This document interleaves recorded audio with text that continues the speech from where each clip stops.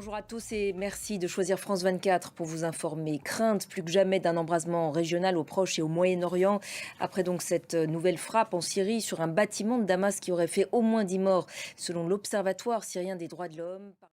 Par ailleurs, une frappe israélienne a tué aujourd'hui 2 membres du Hamas qui circulaient en voiture au sud du Liban. C'est ce qu'on apprend de plusieurs sources sécuritaires. Pendant ce temps, le pilonnage de la bande de Gaza se poursuit inlassablement. Intense tir d'artillerie toujours dans le secteur de Khan Younes dans le sud, alors que le bilan total avancé par le Hamas approche désormais des 25 000 morts.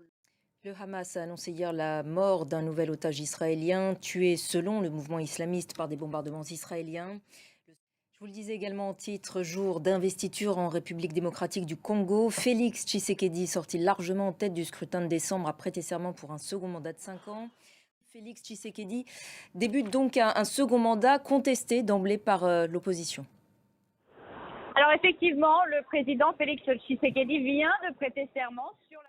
Merci beaucoup Aurélie pour toutes ces précisions depuis Kinshasa. Et Aurélie l'évoquait il y a quelques instants, le bilan du premier mandat de Félix Tshisekedi est très contrasté. Les promesses d'améliorer les conditions de vie d'une population majoritairement pauvre et de mettre fin aux violences dans l'est du pays n'ont pas été tenues, mais certaines mesures comme la gratuité de l'enseignement primaire ont marqué les esprits.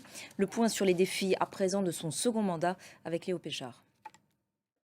Et c'est la fin de cette édition. Merci à vous tous de l'avoir suivi. L'actualité continue sur notre antenne. Restez avec nous.